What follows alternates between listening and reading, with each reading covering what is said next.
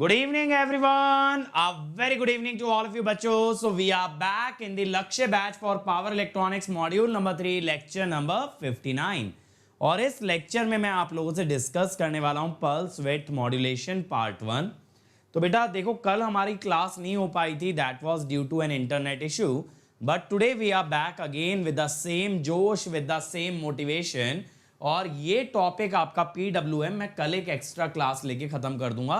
तो कल शाम को भी 6 बजे आपकी क्लास रहने वाली है, ताकि हम लोग PWM को वाइंड अप कर लें. And that will be the end of syllabus of power electronics from GATE point of view. ठीक है. फिर मंडे ट्यूसडे में आपको क्वेश्चंस कराने वाला हूं इन्वर्टर्स पे बेस्ड, जिसके बाद आपकी नॉलेज, थ्योरी और न्यूमेरिकल पॉइंट ऑफ व्यू से पूरी हो जाती है. तो लेक्चर नंबर 62 तक आपकी कंप्लीट तैयारी हो जाएगी गेट की. उसके बाद हम सिर्फ और सिर्फ बात करेंगे इंजीनियरिंग सर्विसेज के बारे में. So let me start by first introducing myself. My name is Ankit Goyal. I got All India Rank 1 twice in GATE in 2018 and 2014. I was awarded gold medal by President of India himself in the year 2013 when I graduated from IIT. Till date, I have trained over 2 lakh students for GATE and DSE, and I am currently working as a director at an academy for GATE department. अब मेरे बारे में ये सारी बातें आप सभी लोग जानते हो, लेकिन बेटा मैं कहता हूँ सबसे इंपॉर्टेंट बात क्या है. इंपॉर्टेंट बात ये है कि जो हमारी अनअकैडमी टीम है, क्रिएट्रिक्स टीम है, that is the kind of most hard working team. तो बेटा ये टीम आपके लिए मैक्सिमम नंबर ऑफ इनिशिएटिव्स लेके आती है. ये टीम आपको maximum content, maximum support provide करती है, ना सिर्फ यूट्यूब पे बल्कि अनअकैडमी ऐप पे भी. तो अगर आप अनअकैडमी ऐप इंस्टॉल करते हैं, then you can access all our free initiatives simply by unlocking them using the code Ankit ESE. ठीक है. और देखो मेरी सारी स्पेशल क्लासेस का ये अड्डा है यार. अगर यहाँ पे आप जाओगे ना, तो आपको अपकमिंग में दिखेगा कि कौन सी क्लासेस आगे होने वाली हैं. जैसे अभी मैं ना मंडे से सैटरडे डेली 11 AM मशीन्स के क्वेश्चन करा रहा हूँ. तो आप मेरे साथ मशीन्स के क्वेश्चन कर सकते हैं भाई.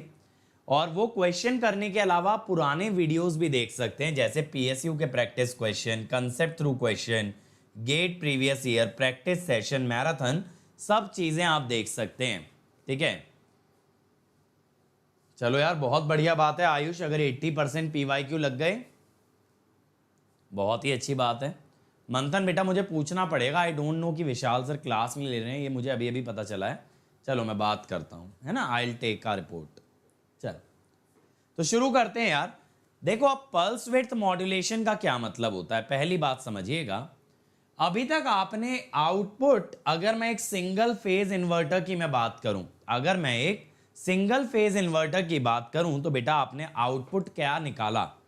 आपने आउटपुट निकाला जस्ट आ स्क्वायर वेव. ठीक है. जैसे VDC और माइनस VDC, उसमें आधी साइकिल तक VDC था और आधी साइकिल तक माइनस VDC था.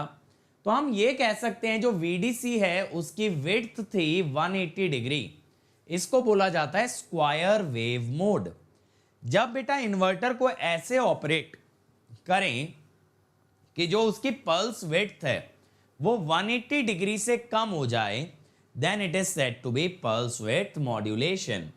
तो देखो हमारा क्या कहना है कि पल्स विड्थ मॉड्यूलेशन का क्या मतलब है.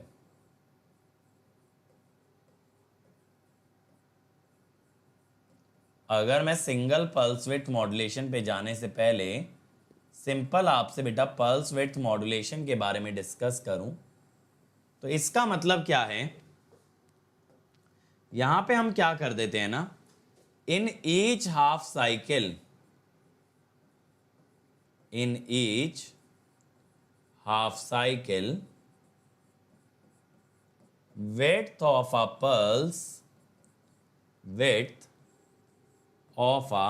pulse is less than 180 degree. ठीक है. इससे क्या होता है, as we vary pulse width, we can vary output RMS. देखो यार, इन्वर्टर्स में ना अगर नॉर्मल डिजाइन लिया जाए इन्वर्टर का, तो उसके अंदर एक प्रॉब्लम है. इन्वर्टर के अंदर आप ये तो कंट्रोल कर सकते हो कि कितना फ्रीक्वेंसी आ रहा है, आउटपुट का कितना टाइम पीरियड है, लेकिन अगर आप मेरे बच्चों एक चीज नोटिस करो कि इन्वर्टर का आउटपुट वोल्टेज वीडीसी पे डिपेंड करता है, यानी कि output voltage is actually a function of the DC input. ठीक है, तो अगर मैं बात करूं कि एक नॉर्मल इन्वर्टर के लिए, for a normal inverter, for a normal inverter, V naught is a function of VDC, that is output depends on DC supply voltage, correct? ये बात सब लोग एग्री करेंगे, output depends on DC supply voltage. अब मेरे भाई अगर आपको आउटपुट का वोल्टेज वेरी कराना है तो एक तरीका तो ये होगा कि अगर बाय डिफॉल्ट आप सोचो कि सर वीडीसी वेरी करा देते हैं ना, अगर मैं इनपुट ही बदल दूंगा इन्वर्टर का तो आउटपुट तो अपने आप बदल जाएगा, आउटपुट तो अपने आप बदल जाएगा भाई। करेक्ट है, करेक्ट है भाई। तो हम क्या बोलते हैं कि to vary we not we can vary VDC. ठीक है, अब वीडीसी कैसे वेरी करें सर? या तो इसको रेक्टिफायर के थ्रू वेरी कर लो या फिर इसको चॉपर के थ्रू वेरी कर लो। लेकिन पता है इसमें क्या प्रॉब्लम है, इसमें एक तो एक कन्वर्टर की जगह दो कन्वर्टर लगेंगे। दो कन्वर्टर कैसे? पहले रेक्टिफायर लगाओ फिर इन्वर्टर लगाओ, या फिर पहले चॉपर लगाओ फिर इन्वर्टर लगाओ। अब भाई अगर दो कन्वर्टर लगा रहे हो तो कॉस्टिंग भी तो बढ़ेगी। यहां पे इससे क्या होगा? Size and cost increases. और बेटा जितने स्टेजेस आप बनाओगे, पहले रेक्टिफायर फिर इन्वर्टर, पहले चॉपर फिर इन्वर्टर, जितने स्टेजेस आप बनाओगे harmonics are going to increase, harmonics are going to increase. ठीक है, हार्मोनिक्स भी बढ़ेंगे भाई। बहुत ही सही बात है सर ये तो इसीलिए बेटा ये मेथड प्रेफर करना ना सही बात नहीं है। इसी के लिए इसका ऑल्टरनेट मेथड क्या है? इसका ऑल्टरनेट मेथड क्या है कि to vary we not we control switching and control we not using pulse width modulation. Using क्या? Pulse width modulation. ठीक है, पल्स विड्थ मॉड्यूलेशन की मदद से हम वी नॉट को कंट्रोल कर लेते हैं। करेक्ट है, करेक्ट है भाई। पल्स विड्थ मॉड्यूलेशन की मदद से we can control the value of V naught. अच्छा सर ये बात तो समझ आई। तो बेटा ये एक सिग्निफिकेंस होता है पल्स विड्थ मॉड्यूलेशन का। और पता है एक फायदा क्या होता है पल्स विड्थ मॉड्यूलेशन में? देखो जैसे यहां पे तो आपने क्या बोला कि स्टेजेस बढ़ने के साथ क्या होता है? आपके हार्मोनिक्स बढ़ते हैं, हार्मोनिक्स बढ़ते हैं। और यहां पे पल्स विड्थ मॉड्यूलेशन की मदद से what I can do is I can reduce harmonics also. अरे मेरे बच्चे, जब मैं बोल रहा हूं वीडीसी वेरी कराना है, इसका मतलब ये नहीं है वीडीसी विद टाइम वेरी कराना है। इसका मतलब है मैं चाहूं तो वीडीसी 10 वोल्ट लगाऊं, मैं चाहूं तो वीडीसी 5 वोल्ट लगाऊं। ये मैं चॉपर से कर सकता हूं ना। चॉपर का आउटपुट क्या होता है? डीवीडीसी। तो अगर मैं चाहूं तो ड्यूटी साइकिल बदल के उसका वीडीसी आउटपुट वेरी कर सकता हूं, वी नॉट वेरी कर सकता हूं, और वो वी नॉट इन्वर्टर का इनपुट बनेगा। इसका मतलब ये नहीं है कि वी नॉट का जो ग्राफ है टाइम के अगेंस्ट वो वेरी कर रहा है, ऐसा मैं नहीं बोल रहा हूं। जो वीडीसी है वो कांस्टेंट है with respect to time, but उसकी हाइट कितनी है, उसका लेवल कितना है, that you can either control by controlling alpha of a rectifier or by controlling duty cycle of a chopper. समझ आया भाई अक्षय? जल्दी से बोलो बेटा, क्लियर हुई कि नहीं हुई ये बात? जल्दी बताओ मुझे, ये बात चमकी बढ़िया तरीके से? क्या हुआ?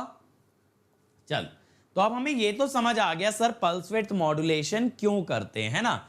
अब हमें डिस्कशन ये करना है बेटा पल्स विड्थ मॉड्यूलेशन कैसे करते हैं। तो इसमें कई सारी टेक्निक होती हैं, जिसमें से पहली है सिंगल पल्स विड्थ मॉड्यूलेशन। कौन सी है? Single pulse width modulation.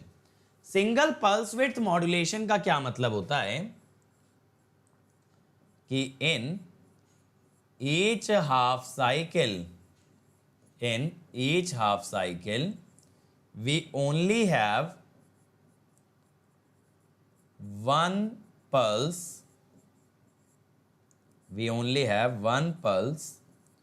in V naught।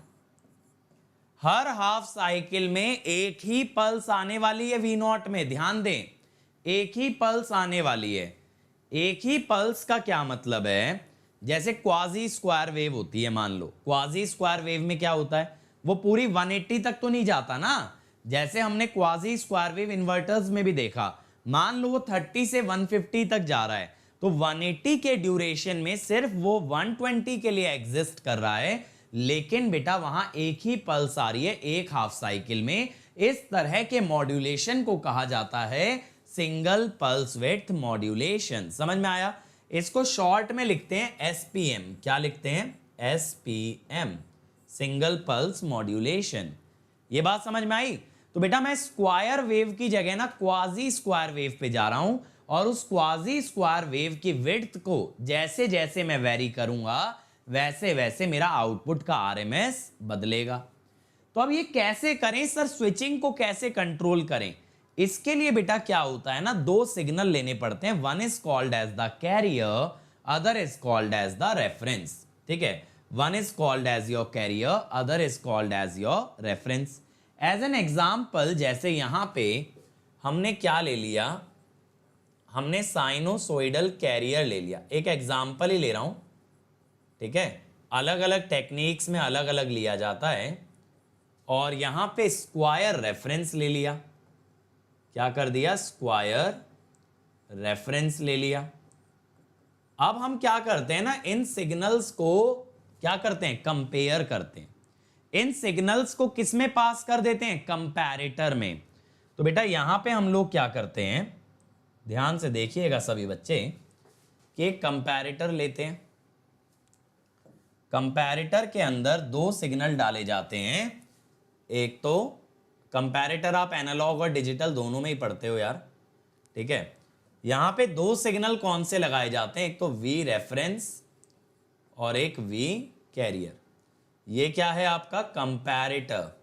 Comparator क्या करता है बेटा? इन दोनों सिग्नल को कंपेयर करके आपको पल्सेस जनरेट करके देता है। वो पल्सेस गेट सिग्नल की तरह काम करती हैं स्विचेस का, ठीक है। जैसे मान लो एक फुल ब्रिज इन्वर्टर है। फुल ब्रिज इन्वर्टर में आपको 4 गेट पल्स चाहिए, करेक्ट। फुल ब्रिज इन्वर्टर में 4 गेट पल्स चाहिए, एक तो 1 और 2 वाले स्विचेस के लिए और एक 3 और 4 वाले स्विचेस के लिए, करेक्ट है। यहां पे मैंने एग्जांपल क्या लिया है? Single phase full bridge inverter. तो मैं क्या बोलता हूं, मैं यहां पे क्या बोलता हूं बेटा,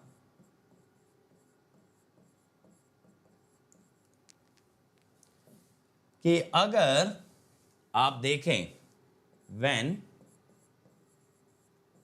S1 S2 इज ऑन, तब आपका V0 हो जाता है VDC, एंड S3 S4 अगर ऑन होते हैं तो V0 हो जाता है -VDC।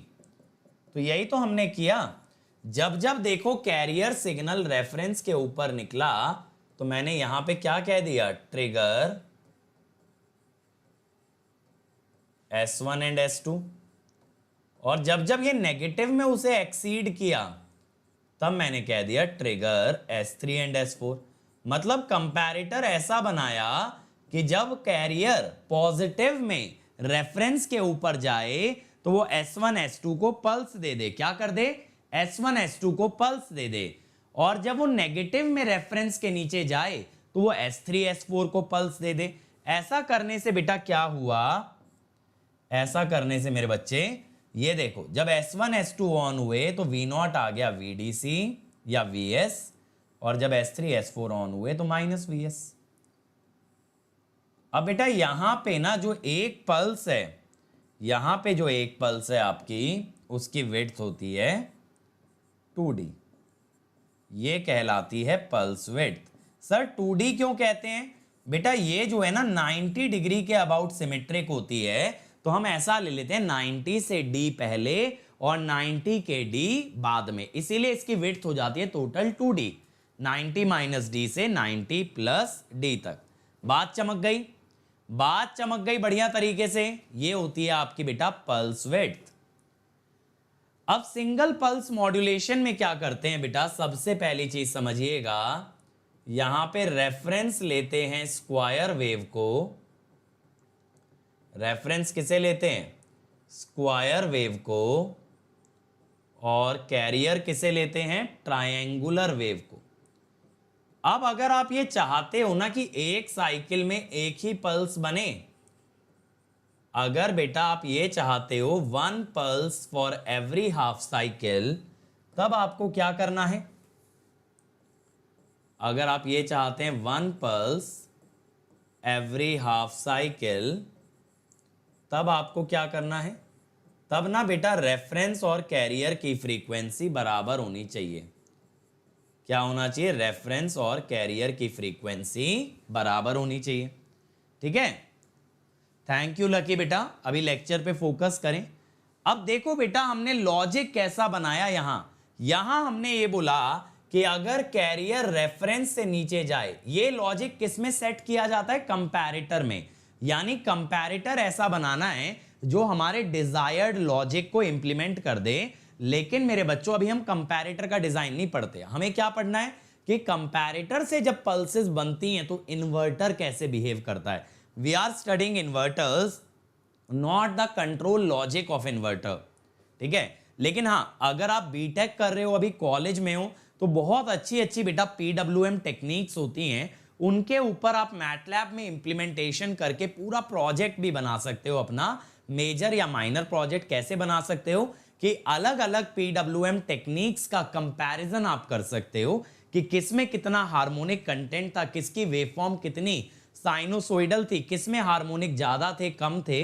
इन बेसिस पे आप अलग अलग PWM टेक्निक्स को इंप्लीमेंट कर सकते हो सॉफ्टवेयर में, पैरामीटर्स निकाल सकते हो, and then you can generate a comparative report. इस तरह का प्रोजेक्ट भी बहुत अच्छा हो सकता है। अब देखो हमने कंपैरेटर को लॉजिक ये दिया बेटा कि जब कैरियर रेफरेंस से नीचे है तो ट्रिगर किया जाए S1 एंड S2 को, और जब कंपैरेटर में रेफरेंस के ऊपर गया कैरियर नेगेटिव में, तब ट्रिगर किया जाए S3 और S4 को। तब किसको ट्रिगर किया जाए? S3 एंड S4 को। अब बंधु यहां पे क्या करना है ना, देखो जैसे ही S1 S2 ट्रिगर हुए, देखो यहां पे IG1 बन गया ना, ये IG1 है, ये गेट पल्स जनरेट कर दी, तो this is the output of comparator. Comparator ने क्या किया आपके लिए? कंपैरिजन के बेसिस पे गेट पल्स बना दी। ये IG1 और IG2 हो जाएगी। फिर दूसरी पल्स उसने बनाई IG3 और IG4 के लिए, तो यहां पे आपको क्या मिल गया? नेगेटिव हाफ साइकिल में एक पल्स मिल गई। अब जब जब मेरे बच्चों S1 S2 कंडक्ट करेंगे, तब तब आउटपुट आएगा VDC। क्या आएगा आउटपुट? VDC। और जब जब S3 S4 कंडक्ट करेंगे, it will come out to be minus VDC। ठीक है, और हर बार 90 डिग्री के अबाउट ये सिमेट्रिक रहेगा। 2D will be the pulse width. ठीक है, 2D will be the pulse width. समझ में आया? बहुत इंपॉर्टेंट टेक्निक है बेटा ये गेट पॉइंट ऑफ व्यू से बहुत इंपॉर्टेंट है। इस पे क्वेश्चन बहुत इजीली एग्जाम के अंदर देखा जा सकता है।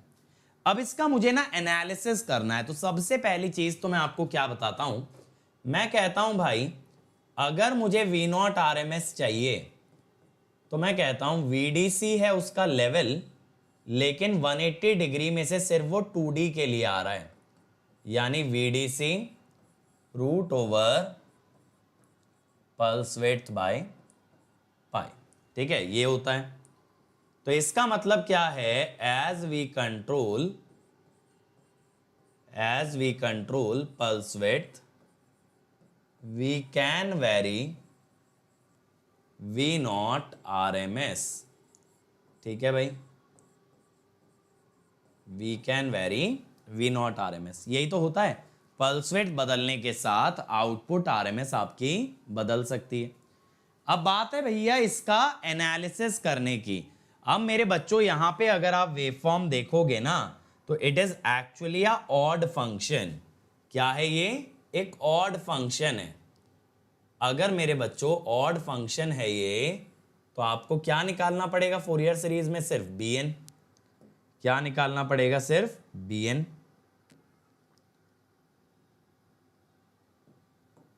देखो यहां पे ऐसे आएगी पल्स,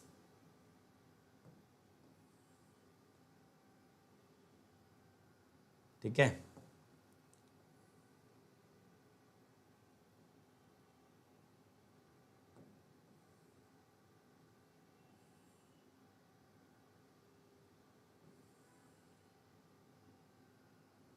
ये आ गई।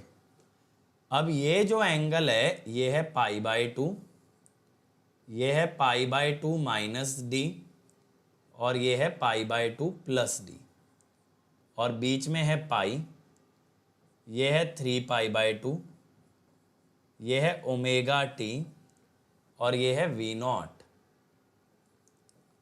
VDC और माइनस VDC। अब बेटा यहां पे हम लोग क्या करते हैं ना, यहां पे हम फोरियर सीरीज निकालते हैं। हम क्या कहते हैं, bn इज 2/2π। ठीक है, अब इंटीग्रेशन कुछ ऐसा होगा, π/2 माइनस डी से π/2 प्लस डी। ठीक है, VDC sine n omega naught T. और एक्चुअली ना अगर आप चाहो तो आप ना दूसरा इंटीग्रेशन अवॉइड कर सकते हो। वो कैसे सर, अरे दूसरा इंटीग्रेशन में ना साइन भी नेगेटिव आ जाएगा, और VDC तो है ही माइनस VDC, समझ रहे हो। 270 के अबाउट तो साइन भी नेगेटिव होता है, 90 के अराउंड साइन पॉजिटिव होता है, और 270 यानी 3π/2 के अराउंड साइन नेगेटिव होता है। ठीक है, 3π/2 के अराउंड साइन नेगेटिव होता है। तो अगर यहाँ पे आप मेहनत बचाना चाहते हो तो आप क्या करो ना, इस इंटीग्रेशन को डबल कर दो। क्या कर दो, डबल कर दो। बहुत ही बढ़िया साहिल बेटा, अब बिग कॉन्ग्रेचुलेशंस टू यू बेटा।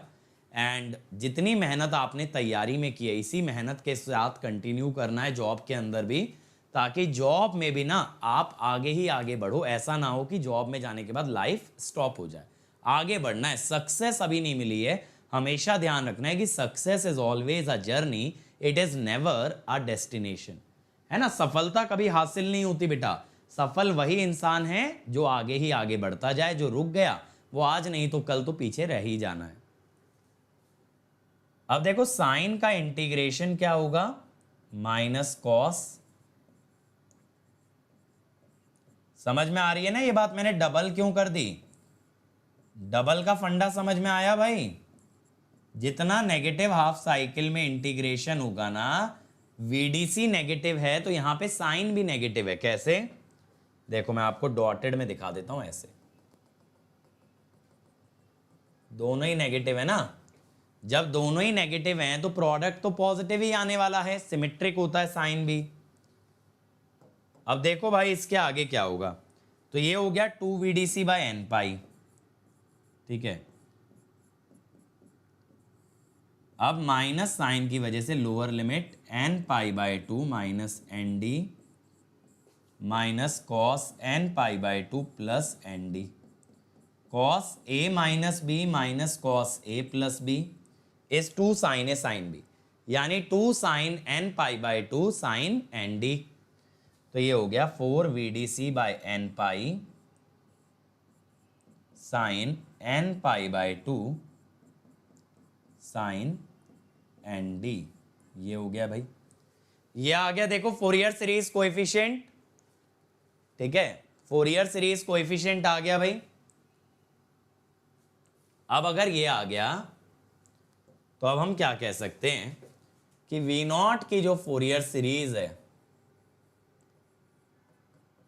n equal to 135 up to infinity 4 VDC by N पाई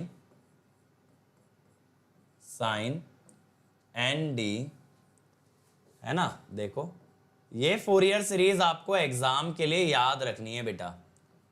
इस पे ना डायरेक्टली क्वेश्चन बनते हैं फोरियर सीरीज पे। सर इस पे कैसे क्वेश्चन बनते हैं अभी बताते हैं यार। इस पे ना देखो सबसे पहली चीज जो हमसे पूछी जा सकती है वो ये है कि अगर मुझे nth हार्मोनिक एलिमिनेट करना है। देखो मैंने आपको PWM का फायदा क्या बताया था कि वोल्टेज तो कंट्रोल हो ही जाती है, साथ साथ हार्मोनिक्स भी एलिमिनेट हो सकते हैं। तो अगर nth हार्मोनिक एलिमिनेट करना है तो sine N D must be 0 और d must be pi by n। जैसे एज एन एग्जाम्पल कि अगर आपको थर्ड हार्मोनिक एलिमिनेट करना है, suppose to eliminate third harmonic, तो आप d क्या ले सकते हो बेटा 180 बाई 3 यानी 60 डिग्री और pulse width is 2d that is 120 degree. Pulse width आ जाएगी 120 डिग्री। ठीक है, चलो जी ये बात समझ में आई। अब बेटा ऐसे सिचुएशन में आपने जैसे ही हार्मोनिक एलिमिनेट किया, हार्मोनिक कम हो जाने से फायदा क्या मिलेगा? हार्मोनिक कम हो जाने से आपका G और THD बढ़ जाएगा, G और THD बढ़ जाएगा। और मुझे बच्चों ये समझ नहीं आता तुम लोग रोते क्यों रहते हो कि विशाल सर ने सिग्नल बंद कर दिया, Z छोड़ दिया। इस चैनल पे लेक्चर है ना, भले ही पंकज सर के हैं लेकिन लेक्चर तो हैं, तो पढ़ने वाला बच्चा करने को तो कवर कर ही सकता है। लेकिन डिमांड क्या है, नहीं उस टीचर का वही कोर्स हमें इस टॉपिक पे भी चाहिए। क्यों भाई, तैयारी कर रहे हो तो निपटाओ ना, टॉपिक काहे के लिए बैठे हो खाली? नक्की करो टॉपिक को भाई। 2 सिग्नल एंड सिस्टम के कोर्स हैं इस चैनल पे ऑलरेडी। पंकज सर ने लास्ट ईयर भी लिया, इस ईयर भी लिया, लेकिन कहाँ सबर कहाँ है।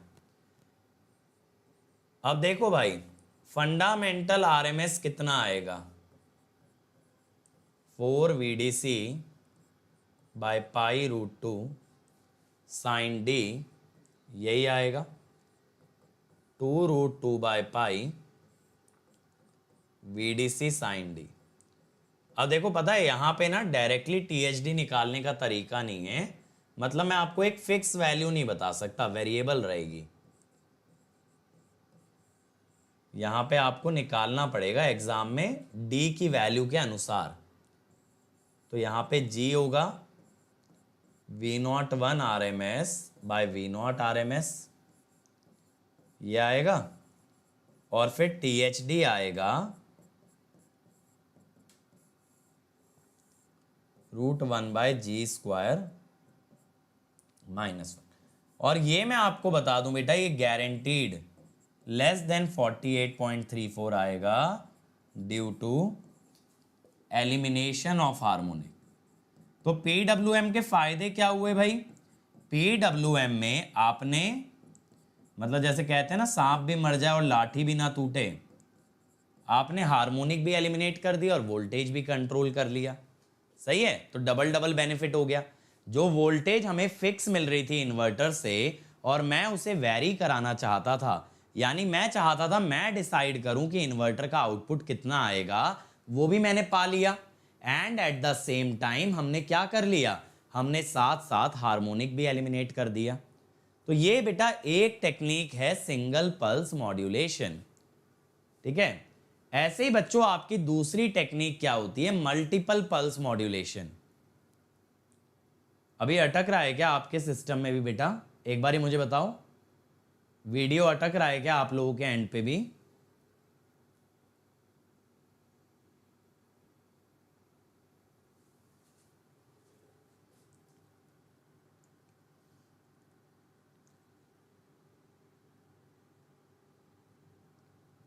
नहीं अटक रहा है? चलो फिर हो सकता है मेरा ही सिस्टम दिक्कत कर रहा हो। चलो फिर तो बढ़िया है। चलो अब आते हैं भाई मल्टीपल पल्स मॉड्यूलेशन पे। मल्टीपल पल्स मॉड्यूलेशन का क्या मतलब है? इसका मतलब है बेटा एक हाफ साइकिल में मल्टीपल पल्सेस आती हैं, मल्टीपल पल्सेस पर हाफ साइकिल, यानी अब की बार एक से ज्यादा पल्सेस हमने जनरेट किए हैं। आकाश मेरे भाई सर्च कर लो, इसमें तो मैं भी कुछ नहीं बता सकता। टेस्ट सीरीज वो वैसे भी खत्म हो चुकी है, ठीक है, तो that test series is already over. अब मुझे भी इतना नहीं पता कि टेस्ट सीरीज खत्म होने के बाद तुम दे सकते हो या नहीं दे सकते। मल्टीपल पल्सेस आ रही हैं बेटा पर हाफ साइकिल, यानी एक हाफ साइकिल में जैसे पहले 2D की एक ही पल्स थी ना, वैसा नहीं है, यहां मल्टीपल पल्सेस हैं। दूसरी बात मैं आपको एक चीज बताऊं बेटा, ये जो मल्टीपल पल्स मॉड्यूलेशन है ना, ये अदर एग्जाम्स के लिए रेडी करो, गेट में एज सच इसकी जरूरत नहीं है। अब क्वेश्चन ये आता है कि सर ये मल्टीपल पल्सेस जनरेट करेंगे कैसे, राइट? क्वेश्चन ये आना चाहिए ना भाई कि मल्टीपल पल्सेस कैसे जनरेट हो पाएंगी हमारे दिमाग में, ये क्वेरी हमेशा जनरेट होनी चाहिए भाई। बात समझ रहे हैं सभी लोग? जल्दी से बोलो यस सर, बोलो जल्दी से। अच्छा वैसे ना एक चीज और सिखाता हूं, यहां पे एक चीज और समझाता हूं। देखो क्या होता है, फिर मल्टीपल पल्स पे वापस आता हूं, एक चीज और देखने वाली है मस्त।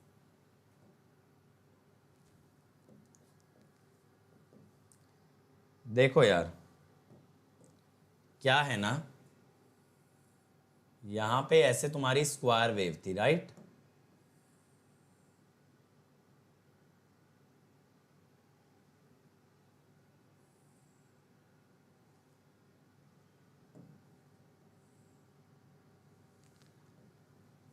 ये थी ना स्क्वायर वेव। मैं ये जानना चाहता हूं कि यहां पे ना पल्स विड्थ कितनी बनती है, एक्चुअली 2D कैसे आता है, 2D का फंडा क्या है। अब देखो यार यहां पे दो तरीके हैं मेरे बंधु, यहां पे दो तरीके हैं। क्या तरीका है कि अगर आप ट्राइंगल ऐसा ले लो, अगर आप ट्राइंगल ऐसा ले लो, ठीक है, ऐसे आप ट्राइंगल ले लो, तो हम क्या कहते हैं कि ये जो पीक है ना, ये 90 डिग्री पे है। ध्यान से समझना, ये 90 डिग्री पे है। ये पीक है एम्पलीट्यूड ऑफ कैरियर, ये है रेफरेंस, ठीक है। अब मैं कहता हूं ये जो लाइन है इसका स्लोप क्या है, इसका स्लोप है sir AC upon π/2, that is 2AC/π। मेरा ऑब्जेक्टिव क्या है यहां पे? मेरा ऑब्जेक्टिव है बेटा ये D निकालना। उसके लिए ना मुझे रेफरेंस और कैरियर का इंटरसेक्शन चाहिए। क्या चाहिए? रेफरेंस और कैरियर का इंटरसेक्शन। कैसे लिखें? क्या करते हैं, कैरियर की इक्वेशन लिख लेते हैं, कैरियर की इक्वेशन लिख लेते हैं y इक्वल टू mx के हिसाब से 2AC/π इंटू थीटा, अगर ये थीटा है, ठीक है। अब मैं कहता हूं VC is equal to VR at θ1। θ1 कौन सा एंगल है बेटा? ये वाला। तो 2AC/π थीटा इज AR, तो थीटा इज π/2 AR/AC, ये हो गया जी।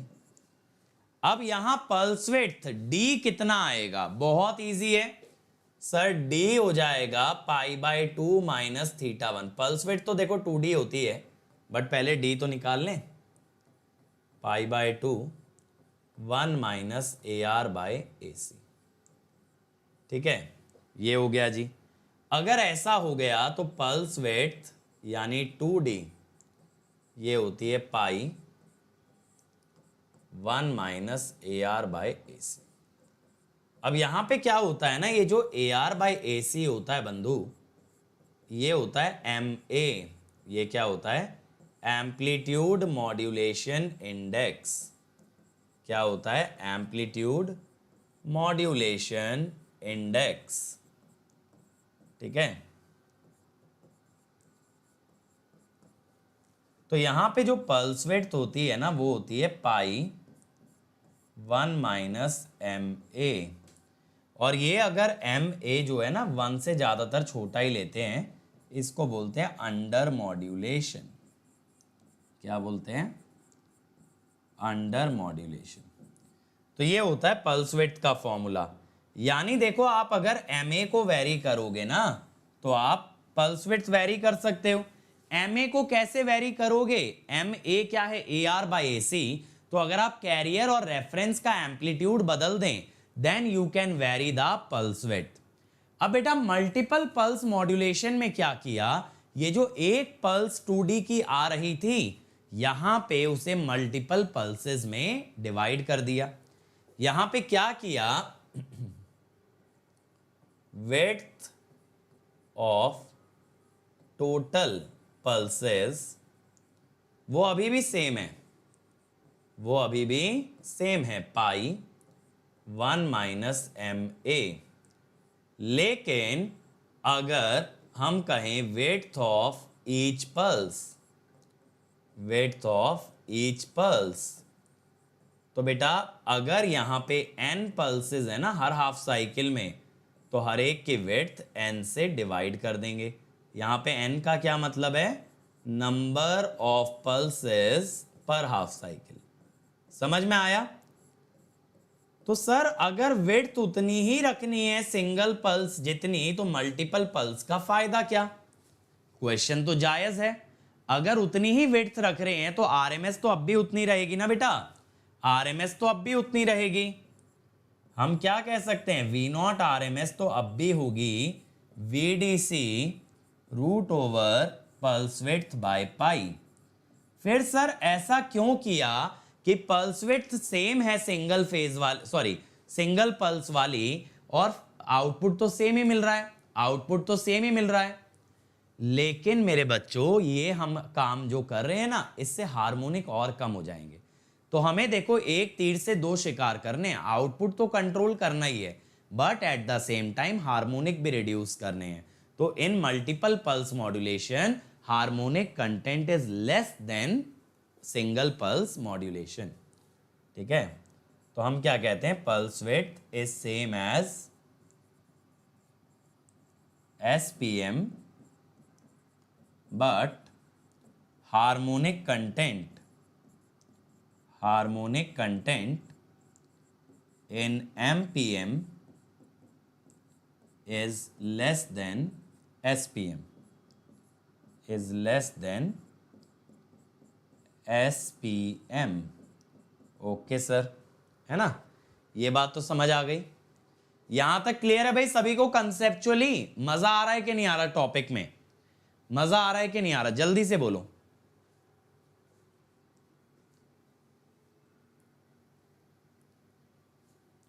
थैंक यू राजू बेटा, थैंक्स अ लॉट।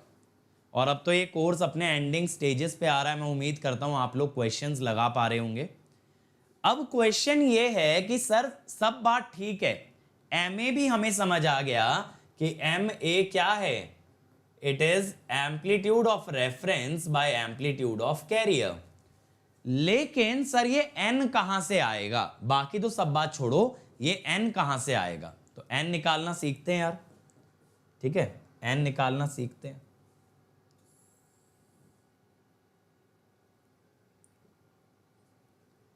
कंसेप्चुअली समझते जाओ बेटा हर टॉपिक को ना, बहुत बढ़िया चीज है।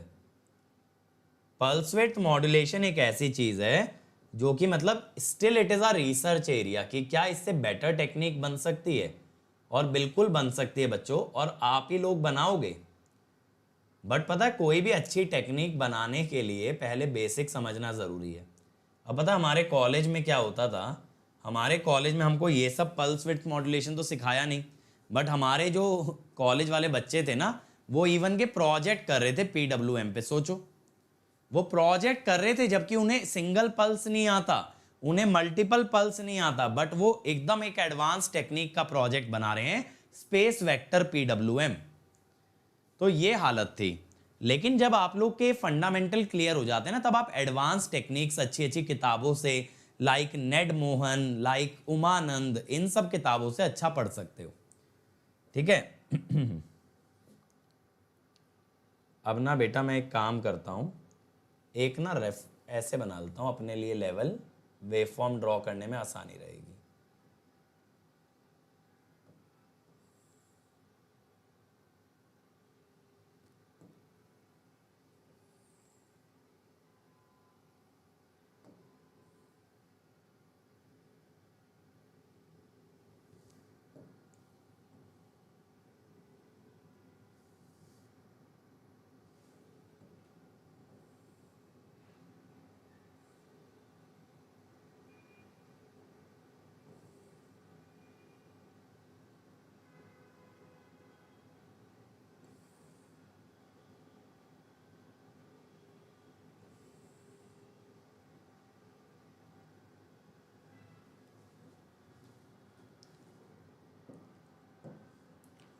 अब देखो यार, यहां पे ना हमने ट्रायंगल ऐसा लिया जिसकी फ्रीक्वेंसी रेफरेंस से ज़्यादा है।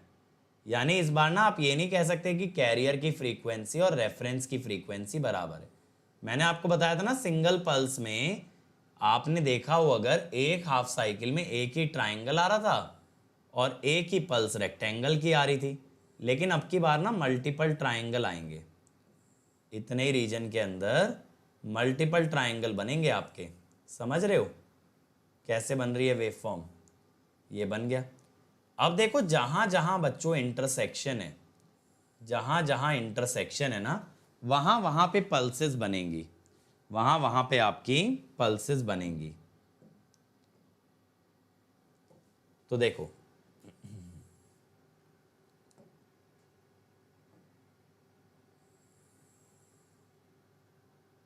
ये एक पल्स बनेगी, दूसरी, तीसरी,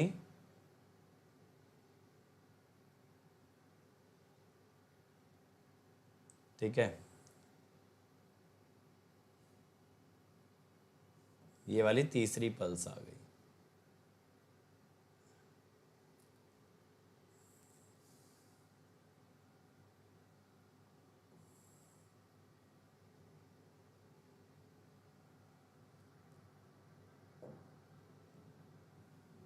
फिर ना इसको डिलीट कर देते हैं।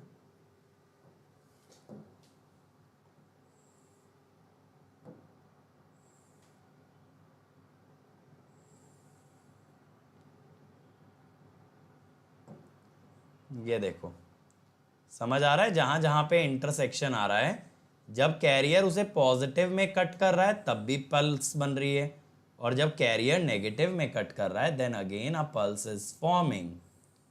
ठीक है। अब हम यहां पे क्या करते हैं, यहां पे ना हम एक और वेवफॉर्म बनाते हैं।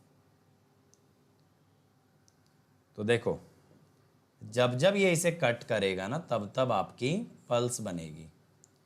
तो यहां पे क्या होने वाला है,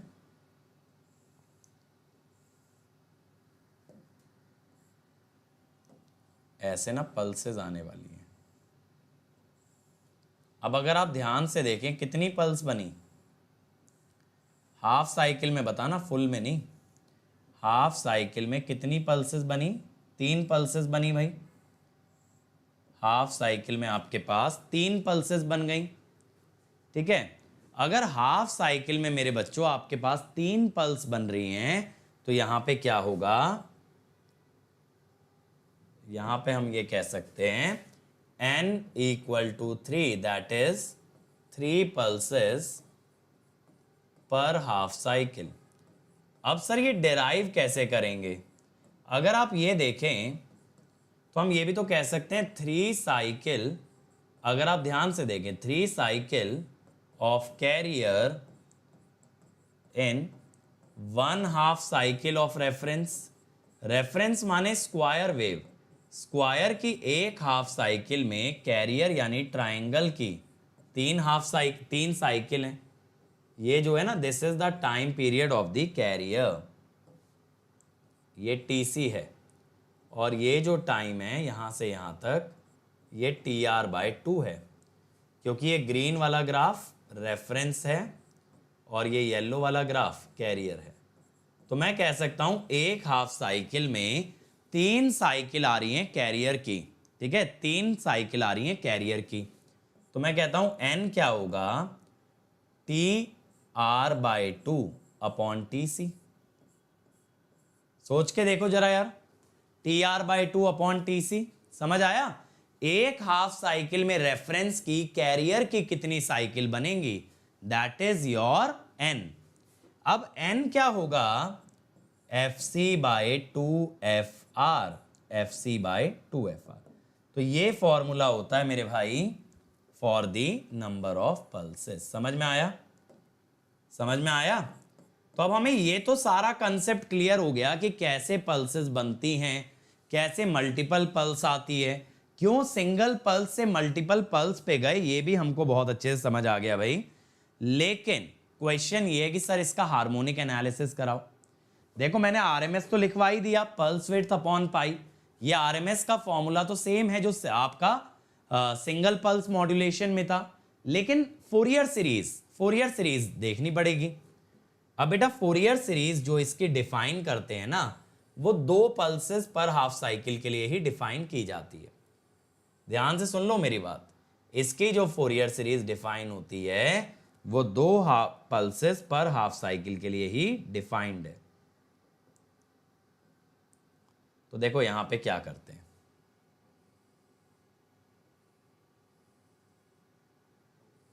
एक हाफ साइकिल में 2 पल्स ली, तो 2 पॉजिटिव की और उसके बाद 2 नेगेटिव की, ठीक है, इस टाइप से।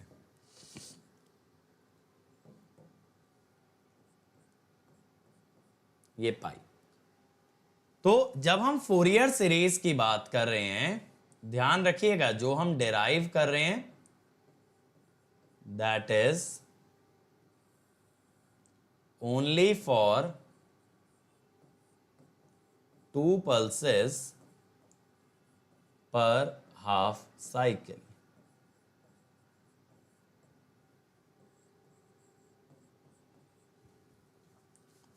तो यहां पे ना सेंटर में 90 डिग्री पड़ जाता है आपका एकदम, ठीक है। ये विड्थ हम ले लेते हैं 2D एक पल्स की, और इसका सेंटर ले लेते हैं गामा पे। कितने पे? गामा पे, पहली पल्स का सेंटर, ठीक है। अब यहां फोरियर सीरीज कैसे निकालते हैं? अगेन बेटा it is an odd function, it is an odd function. तो यहां पे हम क्या करते हैं, bn निकालने जाते हैं 2/2π, ठीक है, 2/2π। 2π क्यों भाई? इसका पीरियड है 2π, समझ रहे हो? इंटीग्रेशन, अब गामा अगर सेंटर है तो ये वाला पॉइंट है गामा माइनस डी, और ये है गामा प्लस डी। अब यहां पे क्या करते हैं ना, V0 आएगा VDC, और ये आएगा साइन n⍵0t dωt। अब बेटा क्या करते हैं, ऐसी देखो 4 पल्सेस हैं, 2 पॉजिटिव में और 2 नेगेटिव में। तो 4 पल्सेस का टोटल एरिया लेने के लिए यहां पे इंटू 4 कर देते हैं। क्या कर देते हैं? 4। तो बेटा ये आया 4 VDC/n π, साइन का इंटीग्रेशन माइनस कॉस, ठीक है। तो ये बनेगा, माइनस की वजह से ना lower limit minus upper limit बनेगा, तो cos n gamma minus ND minus cos n gamma plus ND। अब cos a minus B minus cos a plus B is 2 sin a sin b, correct, 2 sin a sin b। तो यहां पे हम क्या कहते हैं बेटा कि bn क्या आ गया 8 VDC by n pi sine, लेकिन ये ध्यान रहे ये किसके लिए है, ये सिर्फ और सिर्फ है आपका 2 पल्सेस पर हाफ साइकिल के लिए, 2 पल्सेस पर हाफ साइकिल के लिए। तो हम कहते हैं फॉर 2 पल्सेस पर हाफ साइकिल, अगर बेटा इसके ऊपर आ गई ना पल्सेस 3 4 6 तो फिर वहीं आपको एग्जाम में इंटीग्रेशन करना पड़ेगा। समझ रहे हो मेरी बात, फिर आपको ना एग्जाम में पूरा सिग्नल एंड सिस्टम लगाना पड़ जाएगा, बट ऐसा आता नहीं है। मैंने तो इसका डेरिवेशन फिर भी इसलिए करा दिया क्योंकि बुक्स के अंदर दे रखा है। तो ज़्यादातर क्या होता है ना, जो ईएससी मेंस है अगर, तो ईएससी मेंस वाले क्वेश्चन कहाँ से बनाएंगे, किताबों से।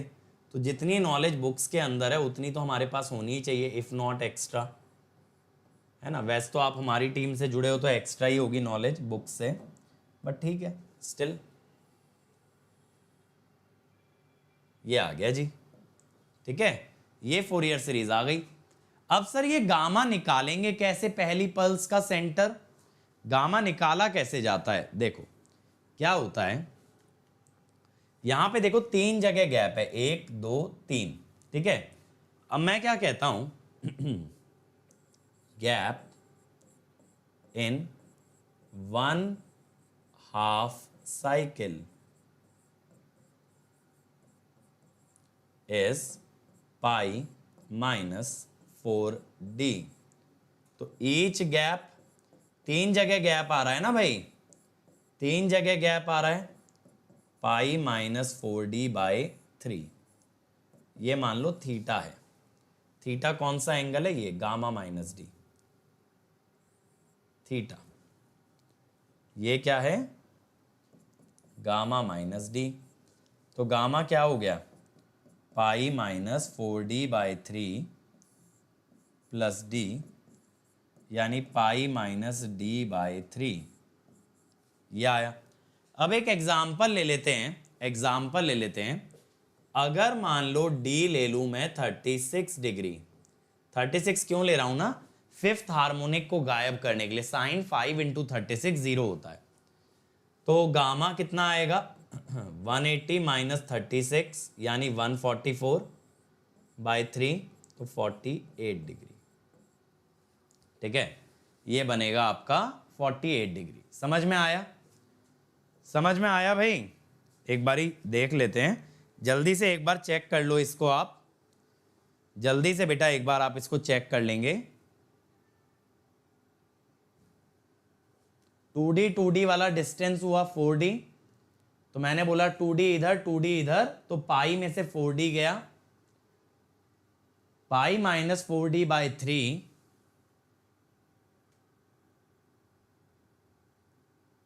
ठीक है, ठीक है।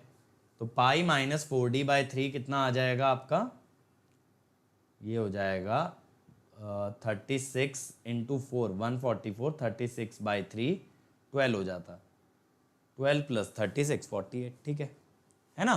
तो चेक कर लिया हमने, यही आना चाहिए 48। क्लियर है, क्लियर है भाई, जल्दी से बोलेंगे सभी बच्चे, कम ऑन बोलो। तो ये मल्टीपल पल्स मॉड्यूलेशन हो गया। और देखो यहां पे हमने यही चीज दिखाई है कि कैसे आप मल्टीपल पल्सेस जनरेट कर सकते हो by comparing triangle with the reference. तो यहाँ पे कैरियर का जो एम्पलीट्यूड होता है वो हमेशा रेफरेंस से ज़्यादा होता है, इसको हम कहते हैं अंडर मॉड्यूलेशन। क्या बोलते हैं, अंडर मॉड्यूलेशन। और मॉड्यूलेशन इंडेक्स होता है रेफरेंस बाय कैरियर, ठीक है। और number of pulses FC by 2FR, ठीक है। चल ये तो मैंने करा ही दिया। चलो एक क्वेश्चन देखो भाई, जल्दी से क्वेश्चन देखेंगे सभी बच्चे, come on. In a single pulse modulation third harmonic can be eliminated if pulse width is equal to, ठीक है, जल्दी बताओ।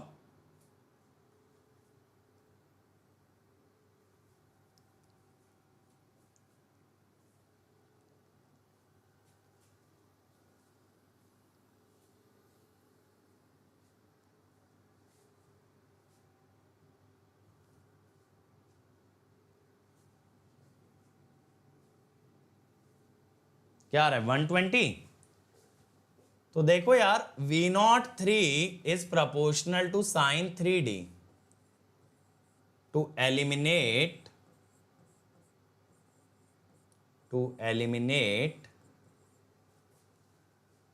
क्या बोलेंगे, थर्ड हार्मोनिक, क्या होगा 3D मस्ट बी 180। ठीक है, तो D आ गया 60। तो पल्स विड्थ क्या हो गई, पल्स विड्थ इज 120 डिग्री। ठीक है, पल्स विड्थ इज 120 डिग्री। ठीक है, वैसे ना इसके अंदर एक चीज कर लेते हैं ताकि आप लोग कंफ्यूज ना हो कि इसको 2D की जगह ना DD ले लेते हैं। इससे क्या है ना, कंफ्यूजन बताता हूं कैसे भागेगी। यहां से क्या होगा ना, यहां से टोटल पल्स विड्थ, इससे फायदा क्या है, टोटल पल्स विड्थ बन गई 2D। तो V0 RMS का जो आएगी value that is VDC 2D by pi. अगर आपने इसकी विड्थ को D कर दिया ना तो ये गामा माइनस D/2 और गामा प्लस D/2 हो जाएगा।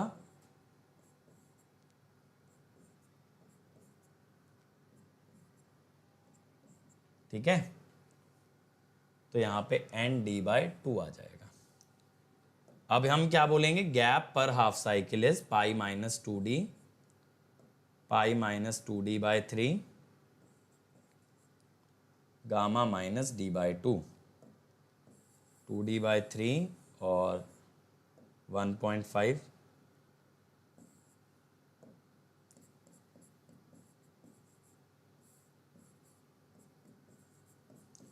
अब अगर D को 36 लोगे ना एक पल्स की विड्थ को, तो कितना आएगा, पाई माइनस 72/3 प्लस 36/2, 108/3 36 प्लस 18 54। समझे मैंने DD क्यों कर दिया, वरना ना तुम कंफ्यूज हो जाते। पल्स विड्थ सिंगल पल्स में तो आपने 2D ली थी, यहां पे भी 2D आ गई। ठीक है, ऐसे कॉमन रख सकते हैं। बस ये ध्यान रखना इसकी फोरियर सीरीज में फिर D/2 आता है, वहां ND आ रहा था, वहां N/2 आ रहा था, यहां N गामा, वहां 4VDC/N था, यहां 8VDC/N। चलो अगला देखो, in a single pulse modulation of PWM inverter pulse width is 120 for input voltage of 220 RMS output. जल्दी से निकाल दो। आप जानते हो बेटा RMS आउटपुट कैसे निकलेगा। और देखो कल के लेक्चर में हम क्या करने वाले हैं, कल के लेक्चर में हम लोग साइनोसोइडल PWM करने वाले हैं। नहीं बेटा, PWM के अभी 2 मेथड हुए हैं, सबसे इंपॉर्टेंट और सबसे बड़ा मेथड साइनोसोइडल PWM वो कल होगा। ठीक है, तो कल PWM खत्म होगा, तो कल कंसेप्चुअली तुम्हारा गेट का सिलेबस पूरा हो जाएगा। ठीक है, तो यहां पे क्या बोलोगे भाई, V0 RMS is VDC root over pulse width by 180, यानी कि 220 रूट ओवर 120/180। कितना आएगा बोलो, कितना आएगा, ए आ रहा है? तो डायरेक्टली लिख रहा हूं मैं तुम्हारी कैलकुलेशन को सही मानते हुए। लो जी, ए हो गया जी। अब अगला देखो भाई, in single pulse modulation for input voltage for eliminating third harmonic magnitude of fundamental component and pulse width. बेटा उन लोगों को जरूरत उन लोगों की रहती होगी जिन्हें मशीन पावर सिस्टम आता हो, तो उसको ज्यादा वेटेज देते होंगे।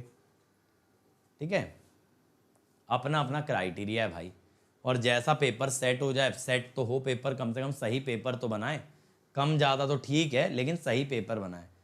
अरे गधो, ये सिंगल पल्स मॉड्यूलेशन है, ए बता रहे हो, साइन एनडी का फैक्टर खा गए फंडामेंटल में। तुम लोग कतई गधे हो एकदम। देखो, for V03 is proportional to sin 3D, to eliminate third harmonic, to eliminate third harmonic 3D is 180 degree, माने D is 60 डिग्री और पल्स विड्थ इज 120। अब घोंचुओ, V01 का जो RMS आएगा वो 4VDC बाय पाई √2 से तो डिवाइड कर ही देना, साइन D और साइन पाई बाय 2। अब D 60 है यानी √3/2, तो √6 बाय पाई VDC होगा। समझे? ये नॉर्मल इन्वर्टर थोड़ी है, PWM इन्वर्टर है, तो आंसर विल बी बी। ठीक है, फोरियर सीरीज में ये मत खा जाना साइन ND और साइन nπ/2। क्या? अच्छा हाँ सॉरी, D आएगा, B नहीं, B में पल्स विड्थ आधी दे रखी है। ठीक है, D। अगला देखो, in MPM used in PWM inverter the amplitude of reference wave and triangular wave is given। अब पूछा है for generating 5 pulses the pulse width should be। pulse width ना, ये each pulse की पूछ रहा है, each pulse। ऑप्शन देख के समझ आ रहा है ना, ऑप्शन छोटे हैं, तो हर एक पल्स की पल्स विड्थ कितनी होगी बताओ। अभी देखो, मैंने आपको टोटल पल्स विड्थ का एक तरीका बताया था मॉड्यूलेशन इंडेक्स से, ये क्वेश्चन एक्चुअली उसी पे बेस्ड है। तो बेटा 3 फेज की वेवफॉर्म याद रखनी कब है? ना तो रेक्टिफायर में रखनी, ना तो इन्वर्टर में। मैंने तो तुम्हें हमेशा बताया याद रखने वाले पॉइंट्स कौन से हैं मयंक। वेवफॉर्म क्यों याद करके जानी है बताओ। तो देखो यहां पे क्या होता है, टोटल पल्स विड्थ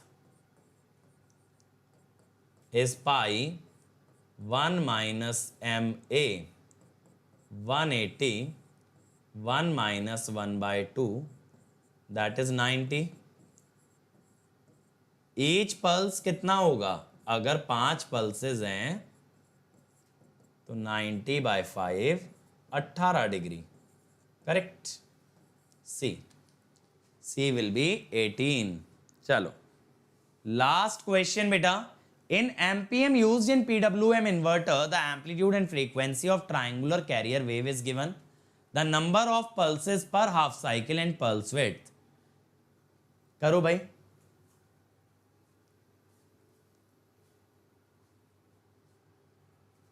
हाँ तो वेवफॉर्म तो सही है ना, मत करके जाओ भाई। जैसे देखो मैंने 3 फेज रेक्टिफायर में बताया था कि हाफ वेव रेक्टिफायर है तो VAN रेफरेंस होता है, वो कहां से कहां तक जाता है 30 प्लस अल्फा से 150 plus alpha. Full wave rectifier है तो VAB रेफरेंस होता है, वो जाता है 60 प्लस अल्फा से 120 प्लस अल्फा। हाँ लेकिन 3 फेज सेमी कन्वर्टर बिना वेवफॉर्म के नहीं बनता, but 3 phase semi converter GATE में पूछा भी नहीं जाता। और इन्वर्टर्स के अंदर तो मैंने बताया फंडामेंटल RMS, टोटल RMS, इनका रिलेशन 3/पाई का होता है। फेज और लाइन वोल्टेज का रिलेशन √3 का होता है। चलो बोलो भाई, नंबर ऑफ पल्सेस कैसे निकलती है? FC/2FR। समझ आ रहा है इस पे क्वेश्चन कैसे बनते हैं? मल्टीपल पल्स मॉड्यूलेशन पे बेटा आपके पास डायरेक्टली क्वेश्चन आ जाए फोरियर सीरीज का, वो नहीं होता। तो ये तो हो गया 3। अब इसके बाद पल्स विड्थ के लिए 3 पल्सेस आ रही है ना, तो π/3 1 माइनस MA। MA क्या होता है? 1/4, तो 3/4 यानी 45 डिग्री। ईच पल्स के निकाल दी ना 3 से डिवाइड करके, B है ना। समझ में आया? पहले ही मैंने 3 से डिवाइड कर दिया। और ये MA क्या होता है? Reference amplitude by carrier amplitude. So that's all for today बच्चों। और जो लोग प्लस पे आना चाहते हैं ध्यान रखें बेटा, अभी से 5 घंटे बचे हैं ऑफर के, और उन 5 घंटे बाद डिस्काउंट वापस 10% हो जाएगा। अभी 19 है, तो यहां लाइव क्लासेस मिल रही हैं, पावर सिस्टम चल रहा है, इसके अलावा मैथ्स चल रहा है और पावर इलेक्ट्रॉनिक्स स्टार्ट होने वाला है 21 से बेटा। यहां क्रैश कोर्सेज स्टार्ट होने वाले हैं अक्टूबर से। हर संडे टेस्ट हो रहा है बेटा, मैं डेली आपको 25 क्वेश्चन दे रहा हूं, एक एक टॉपिक के इतने बारीक बारीक क्वेश्चन दिए जा रहे हैं कि कोई टॉपिक क्लियर ना हो इम्पॉसिबल है। डाउट्स के वीडियो सॉल्यूशन दिया जा रहा है, हर डाउट का, हर क्वेश्चन का, तो कोई डाउट नहीं रहेगा। गेट, ईएसई, पीएसयू सबकी तैयारी हो रही है। बट अगर और आगे जाना है, गो विद आइकॉनिक। आइकॉनिक में ये सबके साथ मिलेगा पर्सनल कोच जो पूरा स्टडी प्लानर बनवाएगा। टीचर्स आपको गाइड करेंगे in the study booster session, test analysis मिलेगा, study material, dedicated doubt clearing instructor जो कि आपको कॉल पे 1-to-1 डाउट आंसर करेंगे। तो बेटा जल्दी से अंकित ईएसई कोड लगा के आ जाओ ताकि आप मेरी पर्सनल गाइडेंस में रहें और मैं आपको अपने साथ आगे लेके चलूं। और यहां पे देखो बेटा 2 ईयर का सब्सक्रिप्शन ले डालो ताकि बेसिक से एडवांस तक सब सीख जाओ। कंसेप्ट्स बनने में लगता है टाइम, और यहां पे अभी 19% डिस्काउंट चल रहा है बेटा, ऑलमोस्ट डबल। और फिर भी आप अमाउंट को ईएमआई में पे कर सकते हो या अनअकैडमी से एजुकेशन लोन पे। और अगर बहुत ज्यादा पर्सनल गाइडेंस, हैंड होल्डिंग चाहिए तो आइकॉनिक के लिए चले जाओ। यहां पे भी सेम कोड एप्लीकेबल है, बट यहां पे अभी आपको 10% ही डिस्काउंट मिलेगा, तो आज लेना है तो प्लस ज्यादा बेनिफिशियल है। और इसके अलावा जैसा मैंने बताया 19% डिस्काउंट है बेटा, आज आखिरी दिन है, 5 घंटे बचे हैं। कोड आप जानते हो, 6 मंथ्स या ज्यादा का सब्सक्रिप्शन लेना पड़ेगा, 6 मंथ्स, 1 ईयर, 18 मंथ्स और 24 मंथ्स।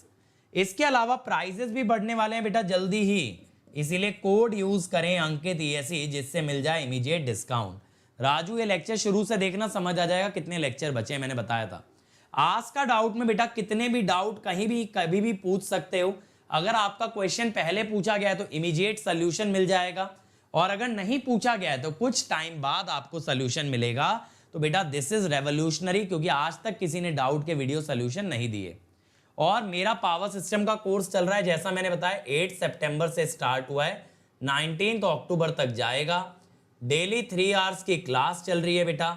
यहाँ पे डेली असाइनमेंट मिल रहा है जिसमें 1000 से ज्यादा क्वेश्चन हम करेंगे, हैंड रिटन नोट्स मिल रहे हैं, हर संडे टेस्ट हो रहा है, तो नेक्स्ट लेवल चीजें हो रही हैं। विशाल सर का 13 सितंबर से मैथ स्टार्ट हुआ है, 31 अक्टूबर तक चलेगा, तो that is the best course, ठीक है।